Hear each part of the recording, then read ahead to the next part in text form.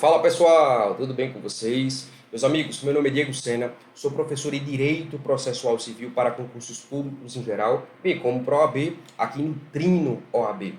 Com grande honra, recebi o convite da coordenadora Laila para ministrar para vocês, nesta semana da OAB, um dos temas que mais caem em prova da OAB, das partes e dos procuradores, especificamente no que concerne aos deveres das partes e dos procuradores, bem como a questão da litigância de má-fé e seu respectivo sancionamento. Vamos embora? Sem maiores delongas, meus amigos. É o seguinte, deixa eu pegar aqui a canetinha. É o seguinte, meus amigos, em relação a deveres das partes e dos procuradores. Meus amigos, o CPC de 2015 inaugura um capítulo específico, não que o CPC de 73 não tivesse, mas o CPC de 2015 agora clarifica, melhora o que de fato são esses deveres das partes e dos procuradores. Quando assim traz deveres das partes e dos procuradores, leva à percepção de que tanto as partes como os procuradores devem obedecer a determinados preceitos legais trazidos no CPC de 2015, sob pena de sancionamentos, não é isso? Porém, a gente vai ver que no que concerne aos deveres das partes e dos procuradores, em relação aos procuradores em específico, assim como a Defensoria Pública, o Ministério Público, bem como a própria magistratura, eventual sancionamento não pode ser aplicado, o que traz algum viés contraditório do capítulo que traz deveres das partes e dos procuradores. Mas a gente vai ver isso ao longo do nosso curso, tá certo? Em relação a deveres das partes e dos procuradores, o que é que o CPC de 2015 traz para vocês? Olha o que traz o artigo 77 do nosso diploma processual. Expor os fatos em juízo conforme a verdade. Não formular qualquer pretensão, qualquer pedido ou apresentar defesa, pretensão em defesa, em peça de contestação, quando cientes de que são destituídas de fundamento. Algo que não possui fundamento não pode ser obviamente pedido, seja na petição inicial, seja na contestação, seja em qualquer petição envolvendo eventuais terceiros. Até porque, embora o artigo 77 leve à percepção de que os deveres só devem ser respeitados pelas partes e pelos procuradores, esses deveres estão muito ligados à noção de boa-fé objetivo processual e, consequentemente, também abarca eventuais terceiros, quando há, por exemplo, uma assistência, uma denunciação da lide, dentre outras situações. Ponto 3. Não produzir provas e não praticar atos inúteis ou desnecessários à declaração ou à defesa de direitos. Sabe por quê? Porque se trata de atos protelatórios. E a gente sabe que, com base na prática de atos protelatórios pelo réu, é plenamente possível o Estado juiz deferir eventual tutela de evidência em prol do autor. Mas aqui não é o foco, né? Eu estou simplesmente linkando alguns conteúdos para que vocês tenham, de fato, um embasamento mais sólido em relação ao tema das partes e dos procuradores. Ponto 4. Cumprir com a devida exatidão as decisões jurisdicionais, seja de natureza provisória, que são aqueles mandamentos judiciais com caráter provisório, a exemplo de uma tutela de urgência, a exemplo de uma tutela de evidência, que pode ser, de certo modo, pleiteado tanto na peça inicial como ao longo do processo. Isso é claro em relação às tutelas provisórias de urgência, porque a gente sabe que as tutelas provisórias de evidência, elas só podem ser requeridas de modo incidental, ou seja, ao longo da marcha processual e não na própria petição inicial pela própria parte autora. Tá certo? Então, cumprir com exatidão as decisões judiciais, seja de natureza provisória, cognição sumária, ou final, sentença, cuja cognição ela é mais vasta, ela é profunda e, consequentemente, exauriente, não criando embaraços à efetivação. A gente sabe que o juiz, meus amigos, um dos caracteres da jurisdição é a imperatividade. O juiz ele não solicita, o juiz ele não pede, o juiz ele ordena, o juiz ele manda, sob pena de sancionamento. Sancionamento esse que a gente vai ver que decorre do não respeito a um dever das partes e dos procuradores, estampado no artigo 77, inciso 4 do nosso CPC de 2015. Vamos lá. Em relação a cumprir com exatidão as decisões jurisdicionais, tem um ponto específico que gosta muito de ser cobrado em prova. E se quem deve praticar o ato é a própria parte, o representante daquele indivíduo, o patrono, no caso o advogado, ele poderá ser responsabilizado quando não se cumpre com exatidão essas decisões jurisdicionais. Um excelente tema. Meus amigos, a gente sabe que o advogado, ele tende a representar em juízo, até porque é o advogado quem possui capacidade postulatória, determinadas pretensões requeridas, buscadas pela parte autora, pela parte ré e tudo mais. É isso que a gente sabe, não é isso? Só que a gente sabe que muitas vezes o representante, ele atua, por óbvio, em nome da parte. Por isso que se fala em mandato judicial, representação processual. E para isso vocês têm ali o Estatuto da Ordem, que vocês precisam conhecer, que traz todo um regramento específico também em relação a esse ponto. Se o Estado juiz, o Poder Judiciário, o órgão julgador, o magistrado, diz assim, eu quero que quem pratique esse ato seja a parte, e não a parte por meio de seu advogado, nesse caso é a parte quem deve praticar. E, consequentemente, se a parte não praticar, não é possível qualquer sancionamento do representante judicial desse indivíduo. Tá certo? Porque prevalece aqui a lógica do sancionamento pessoal, o princípio da pessoalidade do sancionamento no que concerne a violação a deveres das partes e dos procuradores. Tá certo? Mas a gente vai ver, e não foi à toa que eu antecipei já aquele conhecimento, que representante judicial, o patrono, melhor dizendo, o advogado da parte, na verdade, ele não responde com qualquer sancionamento em relação à violação de deveres das partes e dos procuradores. Então essa própria menção ela é um pouco contraditória também, mas está na lei seca e a gente tem que saber para acertar, para gabaritar as questões. Ponto 5. Declinar no primeiro momento que lhe couber falar nos autos, ou seja, a parte autora na petição inicial, o réu na contestação e o terceiro na petição de ingresso, que solicita o ingresso perante o Estado juiz naquele feito judicial. O endereço residencial e não só o endereço profissional, onde receberão intimações, atualizando essa informação sempre que ocorrer qualquer modificação, alteração. Pessoal, seja temporária, seja definitiva. Já havia esse temporária sendo cobrado em prova, tá certo?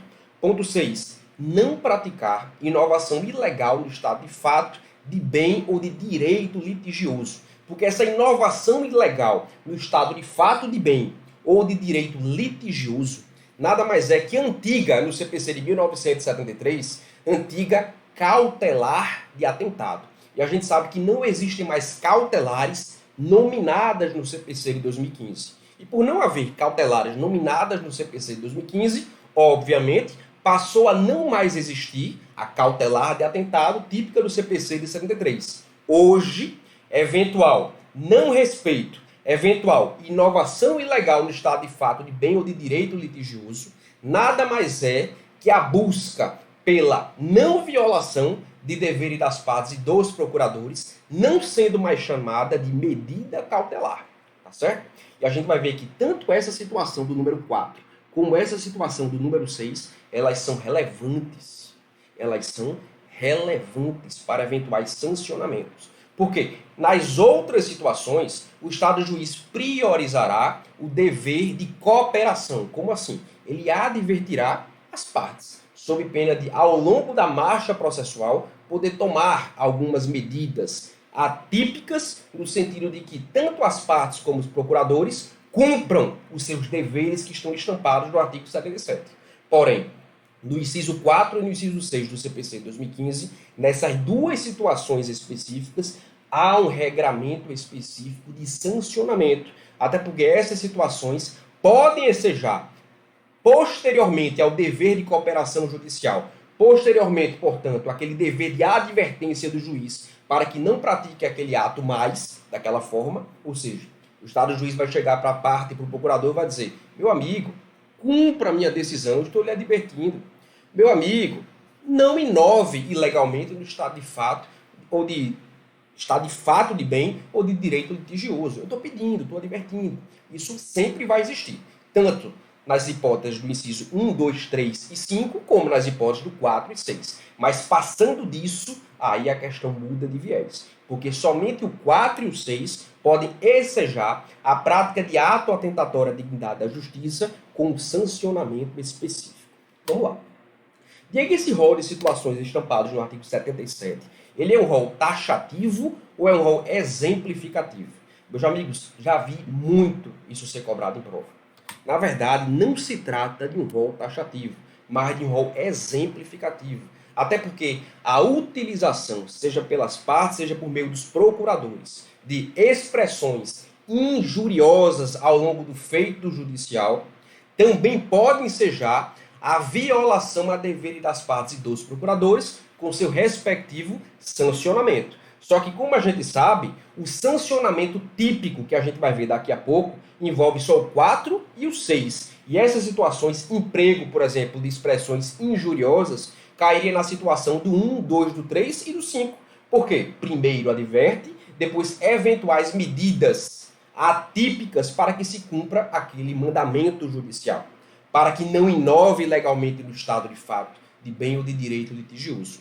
Só que, em relação ao emprego de expressões injuriosas, também há um regramento específico, assim como ocorre com o 4 e o 6. Então, o Estado juiz vai, primeiramente, em relação a essas situações que eu vou mencionar agora, querendo aclarar para vocês que o rol ele é exemplificativo, como, por exemplo, o emprego de expressões injuriosas. Primeiramente, o juiz adverte, com base no dever de cooperação judicial.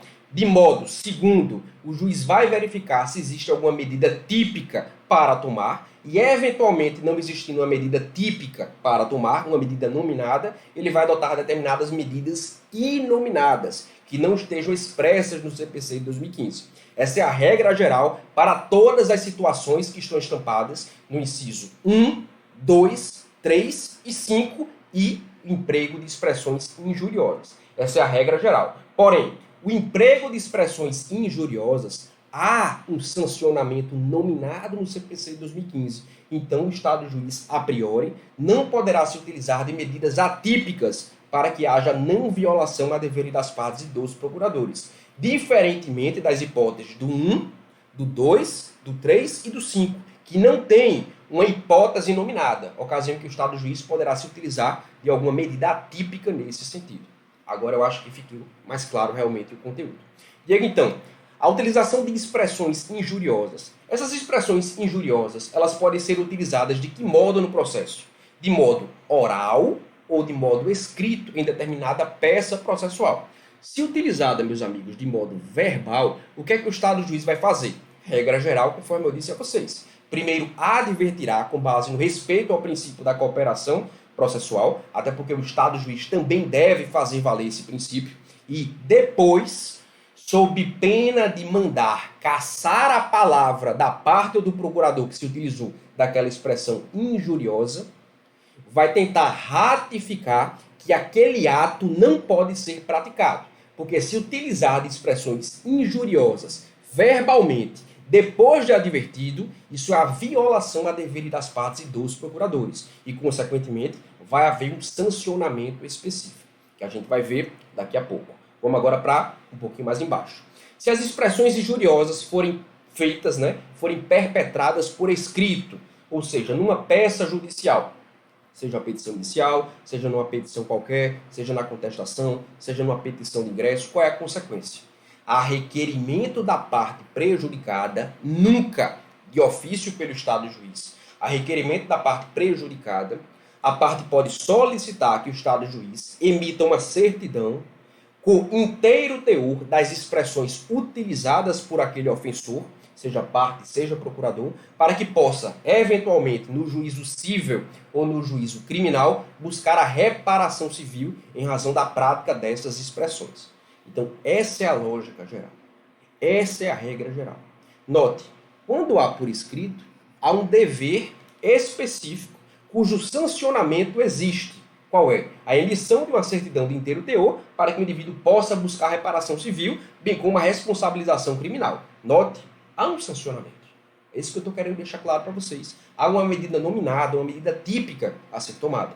Diferentemente daqui, que embora, como é que eu posso dizer a vocês? Embora leve a crer que haja a mesma possibilidade da imposição desse sancionamento, o CPC de 2015 não aclara que, se empregada de modo verbal, o Estado juiz possa também, a requerimento do ofendido, emitir uma certidão de inteiro teor com base nas palavras que foram utilizadas pelo ofensor.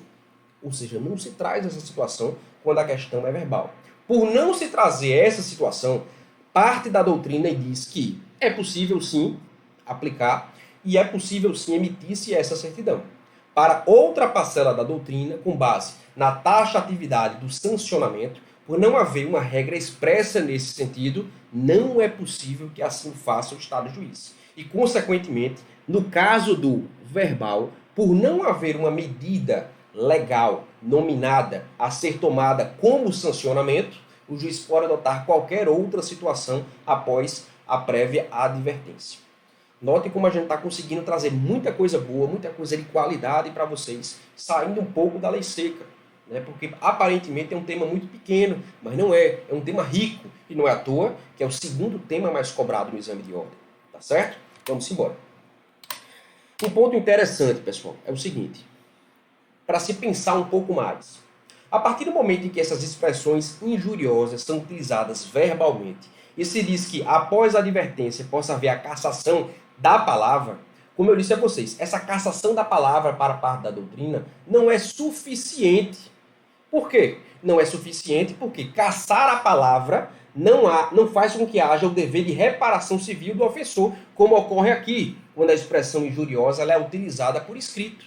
Então, para alguns, essa cassação da palavra ela não tem muita função, porque só tem função numa relação parte, procurador e juiz. Mas não busca, de fato, a reparação do ofendido pelo ofensor, como faz aqui o emprego da expressão injuriosa por escrito.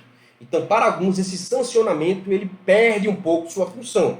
Então, a utilização de outros sancionamentos, por não haver algo expresso nesse sentido, é plenamente eficaz e plenamente possível. É isso que entende a doutrina. Aplicando-se, por óbvio, a lógica do sancionamento inominado. Porque, para muitos, como eu disse a vocês, esse sancionamento nominado, cassação da palavra, não existe e não é efetivo para o ofendido, como é o emprego de expressões injuriosas por escrito. E, consequentemente, o juiz poderia adotar qualquer outra medida inominada, por não ter nada mais expresso nesse sentido, não adotando analogicamente a lógica do sancionamento com o emprego de expressões injuriosas por escrito, com base na taxatividade do sancionamento, haja vista na forma verbal, não existir expressa disposição nesse sentido. Eu acho que agora fechamos bem o tema. Pessoal, parte da doutrina traz o seguinte: essa cassação da palavra, essa hipótese de cassação da palavra, ela é inconstitucional. Porque quando você cassa a palavra de alguém em juízo, você está cerceando o direito de ação desse indivíduo. Você está cerceando a ampla defesa. Você está cerceando o contraditório. Então, para alguns, é inconstitucional. Só que até hoje, o STF não declarou essa inconstitucionalidade.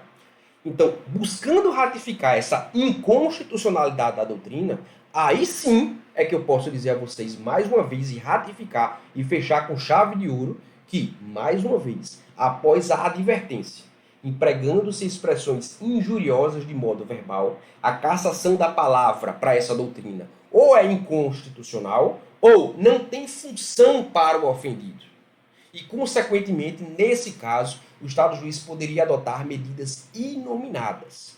Porém, o emprego de expressões injuriosas por escrito, existe um sancionamento. E por existir um sancionamento expresso, o Estado juiz não poderia, de logo, adotar medidas atípicas, e sim adotar a medida típica nominada prevista, que é expedir uma certidão para que haja, de fato, a reparação civil do indivíduo. Fechamos aqui com muita qualidade esse ponto. Vamos adiante. Diego, qual é o sancionamento respectivo a partir do momento em que o indivíduo ele pratica atos violadores a deveres das partes e dos procuradores, atos esses que se enquadram na hipótese do 4 e do 6, ensejando sancionamento específico por ser um ato atentatório à dignidade da justiça. Sancionamento 1. A imposição de sanções processuais, cíveis e criminais. Sancionamento 2. A imposição de uma multa, meus amigos. Multa essa que poderá ser fixada até 20% sobre o valor da causa. Para alguns, essa multa de 20%, ela tem um percentual fixo. E é exatamente essa a visão que o CPC de 2015 traz. Multa de 20% sobre o valor da causa. Essa é a visão do CPC. Mas para alguns, para alguma parte da doutrina, na verdade deve ser lido como até 20%. O que de fato é muito, assim, muito relativizado. É muito complicado você conseguir dizer se de fato é um percentual fixo ou um percentual variável. Por quê? Para a parte que ficou efetivamente prejudicada, vale a lógica de que é até 20%. Até porque o Estado juiz deveria qualificar melhor que nível foi esse de violação para impor uma multa de até 20%. Porém, para outro viés, né, a partir do momento em que você fixa em 20%, você está violando o dever judicial com base na proporcionalidade de analisar aquela violação e impor, de fato, um sancionamento, uma multa específica. Então, quando você diz 20%, isso ofende a proporcionalidade, porque, eventualmente, o ato perpetrado ele não foi tão gravoso. A partir do momento que você diz que é até 20%, você tira um pouco a taxatividade do CPC de 2015 e tirar a taxatividade de sancionamentos não é algo recomendável, conforme eu disse para vocês nos slides anteriores. A lógica é essa, e vocês têm que saber desse posicionamento. Mas, caindo a lei seca para vocês no exame de ordem, 20% sobre o valor da causa, tá bom? Percentual fixo. Outro ponto legal que a gente vai tratar aqui com vocês. Como é que se chama essa multa? Pode cair em prova. Contempt of court, ou seja, é quando há uma violação a mandamentos da corte judicial. Quando você viola mandamentos da corte judicial, essa multa se faz presente pela violação a dever das partes e dos procuradores, estampado especificamente no artigo 77, inciso 4.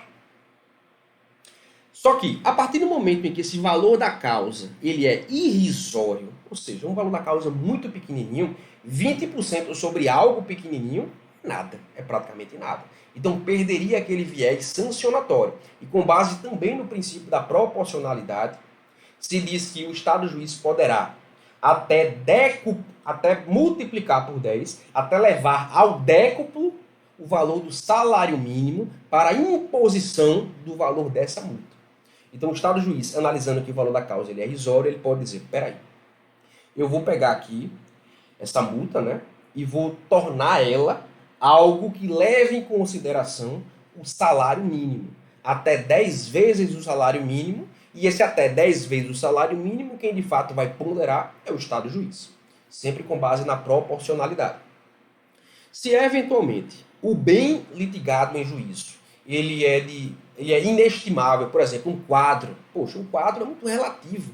Tem um quadro pintado que você dá 10 reais, 15 reais, mas na verdade ele vale 1.000, 2.000, 3.000. Então, assim, muitas vezes, por ter sido pintado numa determinada circunstância histórica, renascimento, né? Tudo isso faz com que o valor daquele produto, daquele bem em juízo, possa ser ponderado, possa ser analisado com mais cautela. Então, a partir do momento que o bem em juízo, aquele pedido imediato, bem esse em juízo, tiver aquele valor inestimável, você não consegue aferir a base de cálculo sobre a qual incidirá o percentual. E, consequentemente, também será possível o Estado juiz até levar ao décuplo o valor do salário mínimo para a imposição dessa multa. Diego, se o indivíduo ele é beneficiário da gratuidade judiciária, ainda assim ele deve pagar essa multa quando viola a dever das partes e dos procuradores? É óbvio que sim. O beneficiário da gratuidade judiciária ele está livre dos ônus sucumbenciais a partir do momento em que ele é vencido. Beleza. Porém, a partir do momento em que se impõem multas para esse indivíduo, multas têm caráter de fato sancionatório. E o beneficiário da gratuidade não está isento do pagamento de multas. Diego, se não houver, melhor dizendo, o pagamento dessa multa, do prazo judicial fixado pelo Estado juiz, qual é a consequência? A consequência será a inscrição do valor a título de multa em dívida ativa após o trânsito em julgado da decisão que fixou essa multa. E, havendo essa inscrição em dívida ativa, a gente sabe que gera-se uma CDA, uma certidão de dívida ativa, que é um título executivo extrajudicial passível de execução fiscal.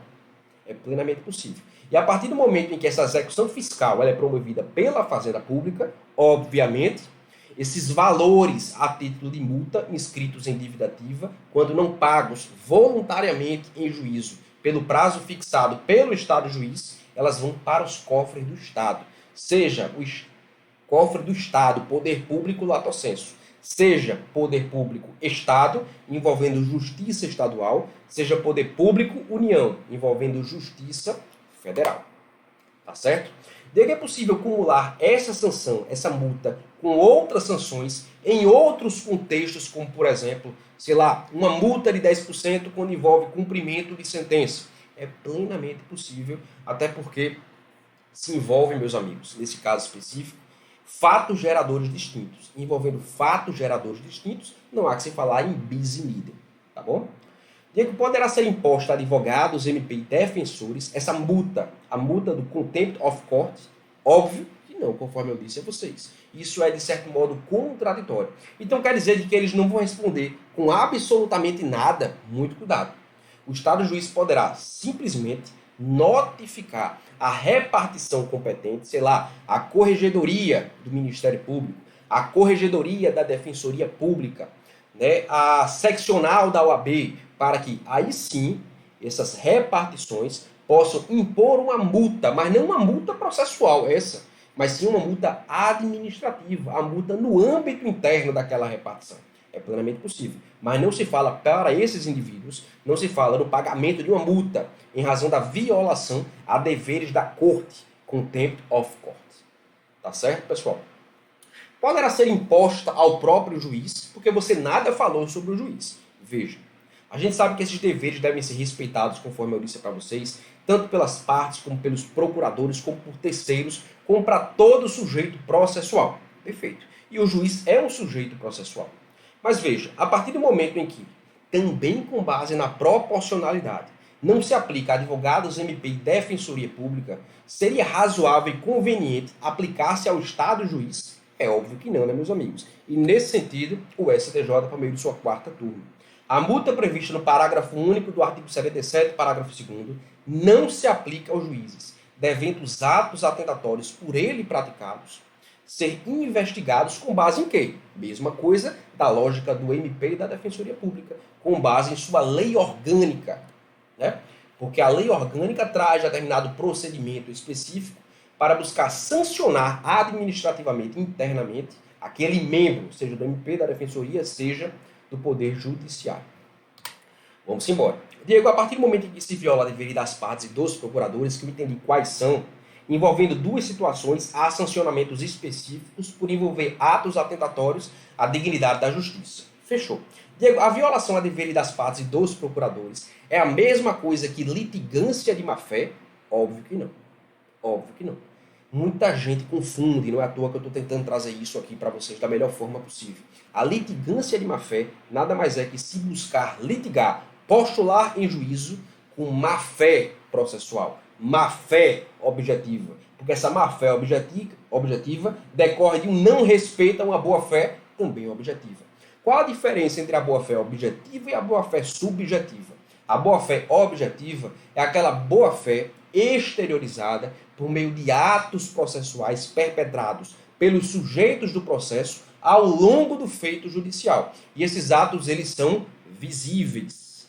Ou seja, o indivíduo consegue verificar aquele comportamento de má-fé do indivíduo a partir do momento em que está simplesmente analisando uma petição. Ela é externa, é diferente da boa-fé subjetiva. A boa-fé subjetiva é aquela boa-fé que reside no íntimo do agente e pouco interessa, muitas vezes, para o direito processual. É claro que ela é válida, por exemplo, para o direito civil, quando a gente tenta extrair aquela boa-fé de uso capione, né, para a gente saber de fato se o indivíduo ele tem direito a uso capião e em que prazo. Aí tudo bem, a gente se vale do conceito de boa-fé subjetiva.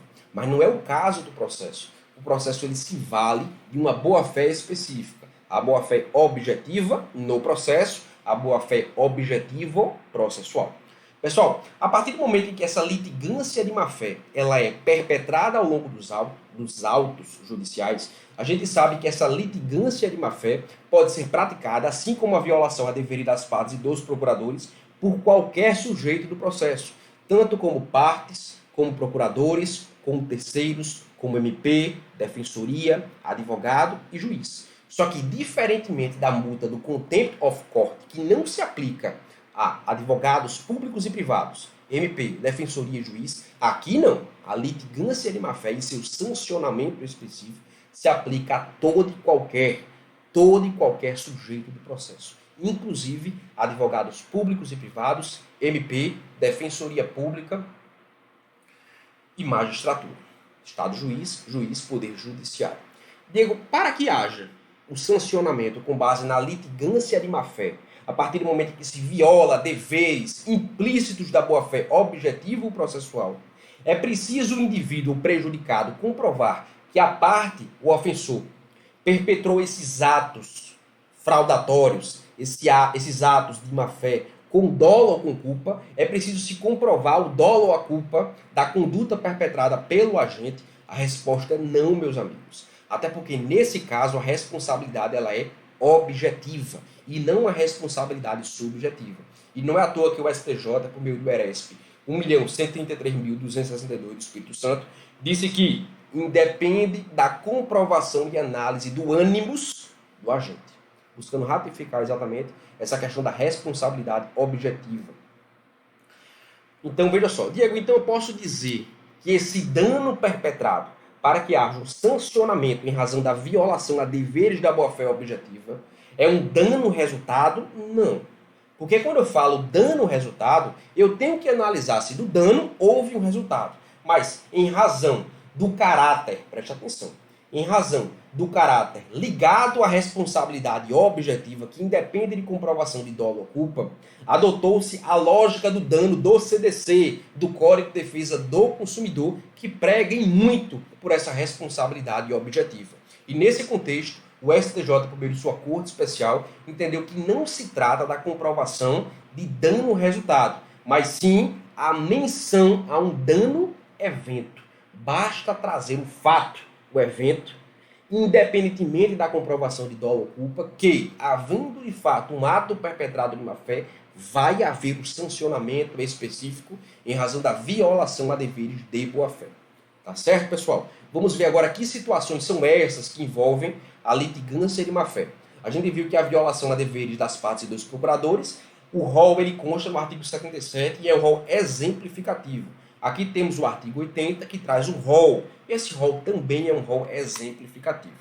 Considera-se litigante de má-fé aquele que, qualquer indivíduo, pessoal, deduzir pretensão ou defesa contra texto expresso de lei ou fato incontroverso, alterar a verdade dos fatos, usar do processo para conseguir objetivo ilegal, opuser resistência injustificada ao andamento do processo, proceder de modo temerário, de modo perigoso, em qualquer incidente ou ato do processo, provocar eventual incidente manifestamente infundado, ou seja, protelatório. Note, em muitos pontos, a litigância de má-fé está intimamente ligada aos deveres das partes e dos procuradores. Mas você não deve confundir, até porque há sancionamentos específicos e diversos, conforme veremos logo mais no slide posterior.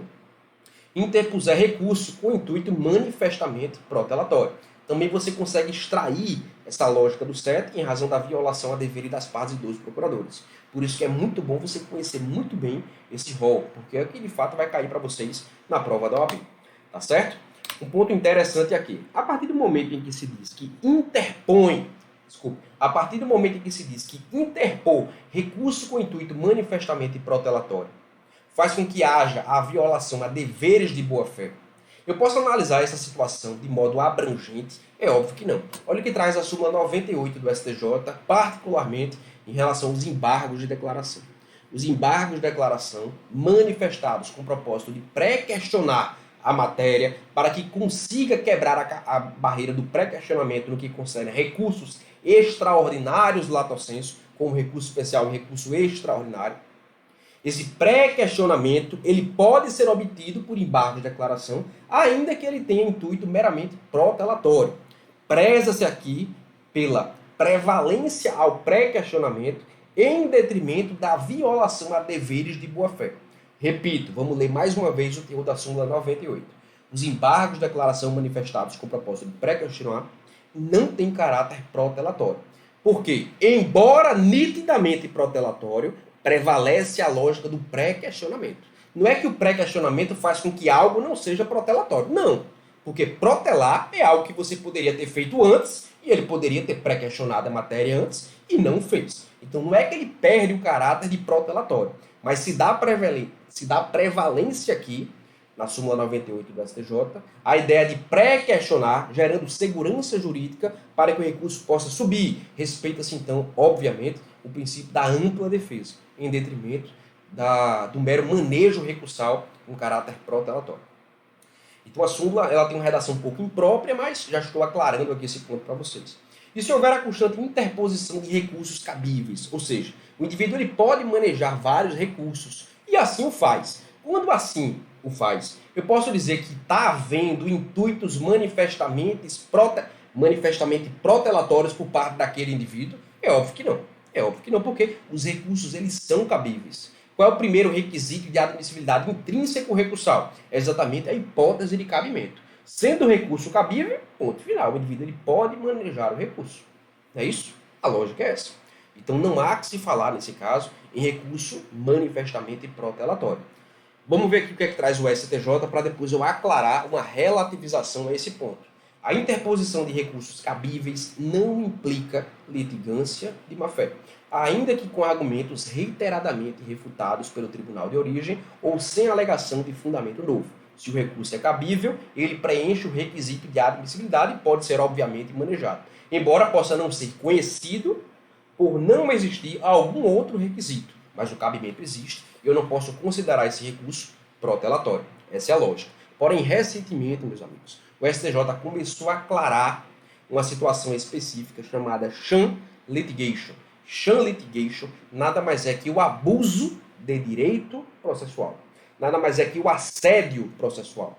Nesse caso aqui específico, ainda que seja possível interpor o recurso, se você reiteradamente está se valendo de mesmos fundamentos, até porque a jurisdição é una, seja no primeiro grau, seja no segundo grau. Então, quando você está tentando reiteradamente, com base nos mesmos argumentos, sem fundamento novo, fazer com que valha a sua pretensão, de certo modo, está havendo um abuso num direito que a priori seria legítimo, mas você está abusando. Está havendo um assédio processual. E atualmente o STJ vem entendendo pelo sancionamento, violando-se deveres da boa-fé, objetivo, processual. Agora, é claro, isso tem que ser analisado com muita cautela para que haja, de fato, essa violação a esses deveres da boa-fé. Vamos lá, quais são as sanções específicas? Esse ponto é bem interessante. Diferentemente dos deveres das partes e dos procuradores, é plenamente possível as perdas e danos. Inclusive, essa ideia é ratificada pelo enunciado número 490 do Fórum Permanente de Processualistas Civis. A gente viu que, violando-se deveres das partes e dos procuradores, antes de qualquer coisa, princípio da cooperação processual, deveria advertência. Foi isso que a gente viu. Só que a gente viu que, eventualmente, nas expressões injuriosas de modo escrito, é possível emitir-se certidão de inteiro teor, buscando um fim, que é a reparação cível ou a responsabilização criminal. Então, de certo modo, a depender do grau de violação a dever das partes e dos procuradores, você pode pleitear essas perdas e danos. Só que aqui, meus amigos, é como se fosse uma perdas e danos, um dano in re ipsa, um dano presumido. E de logo já se traz essa possibilidade de impor perdas e danos para qualquer situação. É diferente da própria lógica dos deveres das partes, conforme eu bem mencionei agora para vocês. Diego, se houver mais de um litigante de má-fé, como é que fica essa responsabilização? Muito simples. A responsabilização será solidária entre esses indivíduos. A partir do momento em que o indivíduo, a gente sabe tudo isso, né, pela lógica do direito civil. A gente sabe que quando a gente estuda a obrigação solidária, a partir do momento em que há atos perpetrados que possam ensejar sancionamentos, a gente sabe que a responsabilidade é solidária, não entre todos os envolvidos na obrigação solidária. né? Quando a solidariedade é passiva. Não, mas sim somente entre aqueles que perpetraram o ato que ensejou o pagamento da reparação civil. Então, a responsabilização solidária não entre todos os obrigados solidários, mas sim entre os obrigados solidários que praticaram o ato violador ensejador do pagamento de reparação civil. Segundo ponto, multa. Ah, Diego, a contempt of court. Não, não. A multa do contempt of court ela é típica, exclusiva da violação a deveres das partes dos procuradores, porque lá há uma ofensa à dignidade da corte, à dignidade do poder judiciário.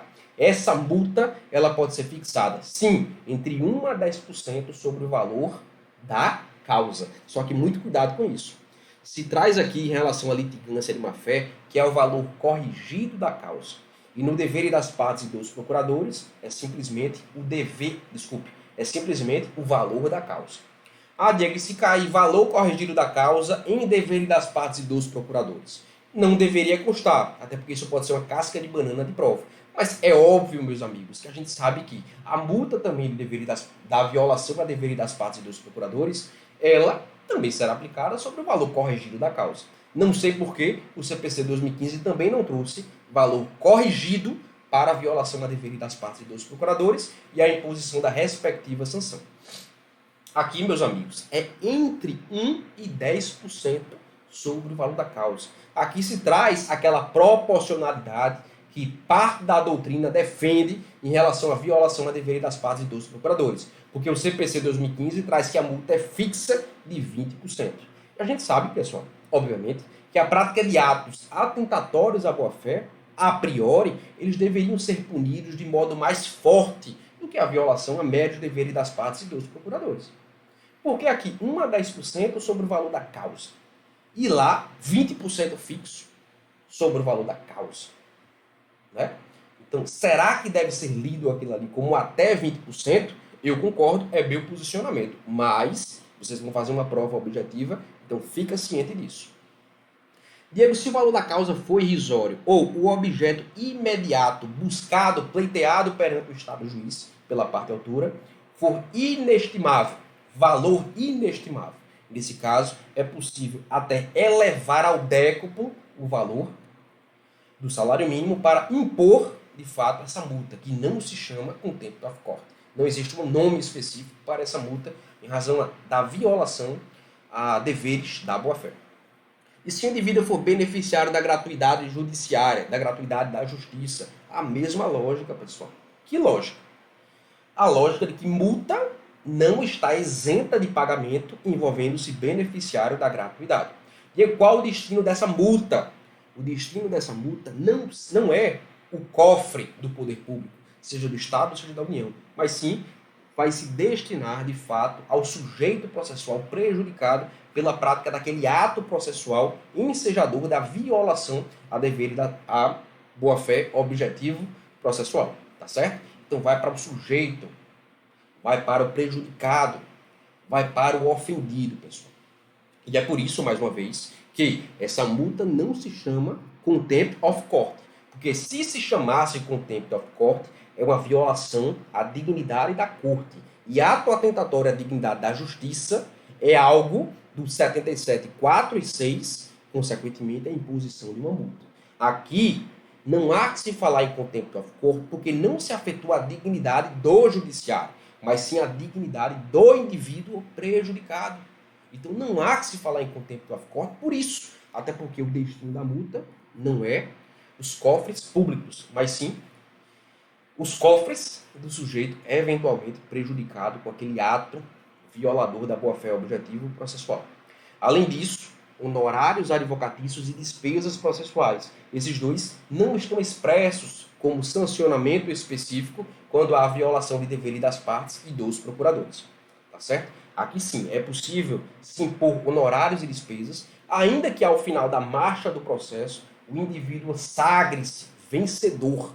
Ele é vencedor, ele ganhou. Então, com base no princípio da sucumbência, ele teria direito a receber honorários advocatícios por meio de seu patrono, de seu advogado, bem como não pagar despesas processuais. E se eventualmente ele adiantou, ele ser reembolsado. É essa a regra geral. Mas nesse caso, ainda que vencedor, há que se falar na tese de... Preste atenção agora, eu vou puxar um raciocínio civilista para vocês. Na tese do adimplemento positivo do contrato, quando se leva em consideração que o processo é um contrato. Mas a gente sabe que o processo não é um contrato, né? Já existiu aquelas teorias do processo como contrato, quase contrato, e hoje o processo nada mais é que um contraditório, que o procedimento sob o crivo do contraditório. Isso é o processo. Então eu não posso nivelar o processo a um contrato, mas puxando a teoria civilista desse adimplemento positivo, é quando o indivíduo ele é adimplente, ele não é inadimplente, tá bom? E nesse caso, levando-se analogicamente para o processo, ele venceu, ele não foi sucumbente, mas por ter violado deveres da boa-fé, ele pode buscar a rescisão, a resolução contratual no âmbito civilista. E no âmbito processual, o pagamento dessa multa, ainda que vencedor. Então, é o que a doutrina muitas vezes nomina de adimplemento positivo do processo. Porque ele venceu, adimplemento, entre aspas, que a gente não fala de adimplemento, né? Até porque adimplemento remete a uma responsabilidade contratual, isso no âmbito das relações civilistas do Código Civil de 2002, não é que se falar, mas a gente pode puxar esse raciocínio. Adimplemento positivo, por que positivo? Porque embora ele tenha vencido, ele deve arcar com honorários e despesas, quebrando um pouco a lógica do princípio da causalidade, do princípio da sucumbência processual. Tá certo?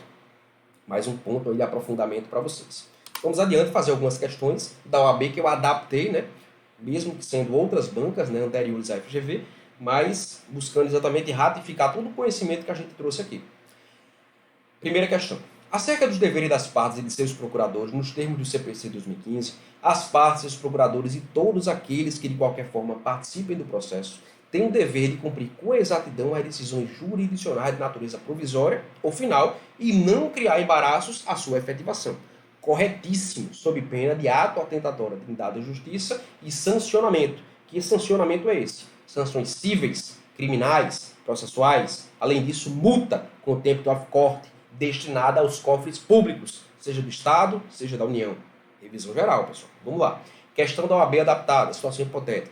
Determinado réu criou embaraço à efetivação de decisão judicial provisória.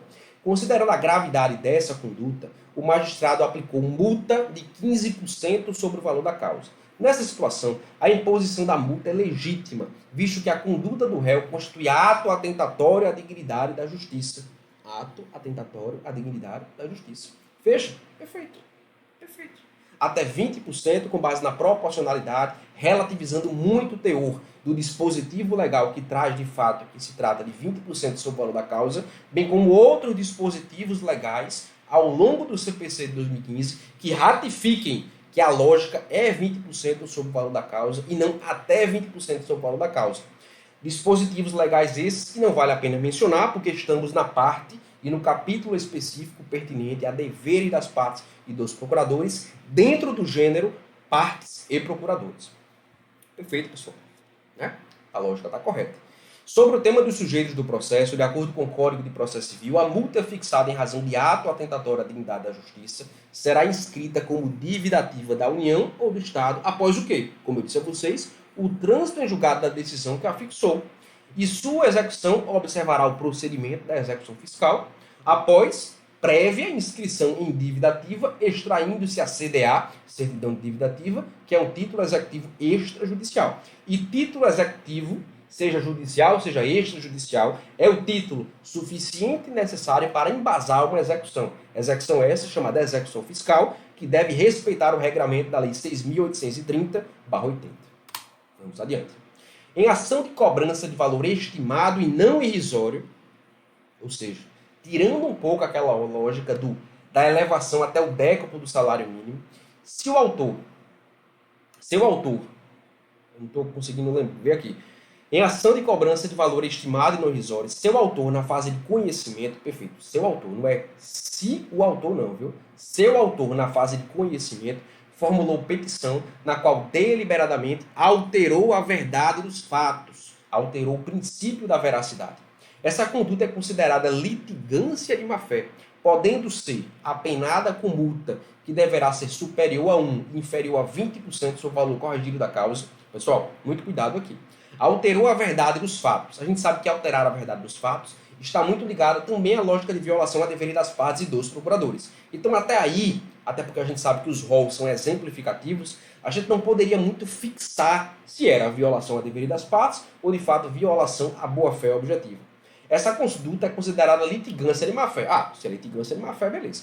Podendo ser apenada com multa, beleza. Que deverá ser superior a 1 e inferior a 20%, não, 10% sobre o valor corrigido da causa. Isso está falso. Pessoal, uma grande honra estar aqui com vocês. Né? Aguardo vocês no reta final e no extensivo da OAB do Trino, o melhor curso hoje nacional da OAB. Com grande honra, né, passo a compor a equipe. Aguardo vocês tanto na reta final como no extensivo. Foi muito bom esse nosso encontro aqui de quase 50 minutos nessa semana da OAB. Espero que tenham gostado. Me sigam nas redes sociais, Professor Diego Sena, meu Instagram, e meu site é o diegosena.com. Aguardo vocês em breve e aguardo, é claro, o feedback de vocês no meu Instagram. Um grande abraço, meus amigos.